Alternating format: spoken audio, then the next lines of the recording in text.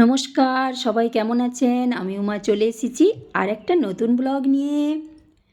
তো এই যে জিনিসপত্র বার করছি, লাঞ্চ ব্রেকফাস্ট একসাথে তো করব, তো কিছু কিছু বার করছি।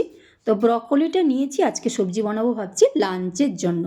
তো এটাকে একটু স্টিম করে নেব, জলে সেদ্ধ করব না। তো কীভাবে করছি একটু দেখে নেওয়া যাক।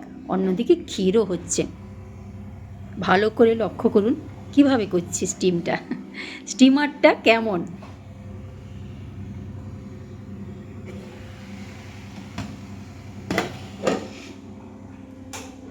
জল কিন্তু নিচে ফুটছে, ভালো করে একটু লক্ষ্য করবেন।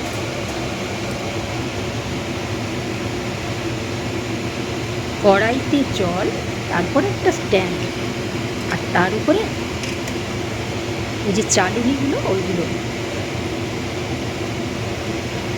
চালুনির মধ্যে ব্রকলিগুলো ছোটো ছোটো করে কেটে সাজিয়ে রেখেছি। এদিকে তো ক্ষীর হচ্ছে, আর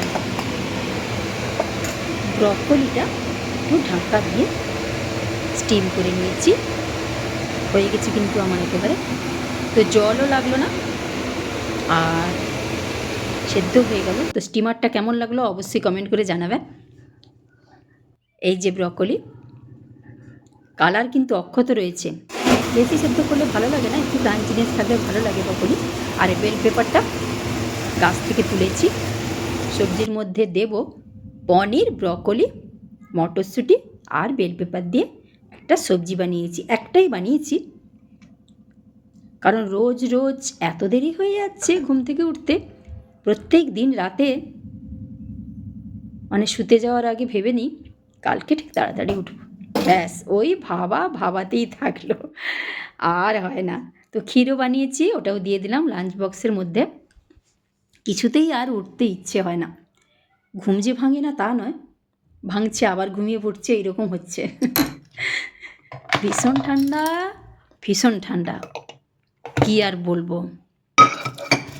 তো সকালে ফল তো খেয়েছি, কি ফল দিই সেটাই ভাবছি, দেবো কি না সেটাও একটা। হ্যাঁ, তো কুল দিয়ে দিই। তো কুলগুলো আগ্রার কুল, ভীষণ মিষ্টি, একেবারে দেশি কুল, হাইব্রিড নয়, ভীষণ মিষ্টি। তো কয়েকটা কুলও দিয়ে দিলাম। আর অন্যান্য ফল সকালে কিছু কিছু খেয়েছি ব্রেকফাস্টে। কেমন ঠান্ডা আপনাদের ওদিকে? সকালে উঠলেই আগে গরম গরম কাড়া, তো ভীষণ ভালো কাজ দেয় কিন্তু ঠান্ডার হাত থেকে রক্ষা পেতে। আর পোহা বানিয়েছিলাম। তো কেমন লাগলো ব্লগটা আর স্টিমারটা কেমন লাগলো অবশ্যই কমেন্ট করে জানাবেন।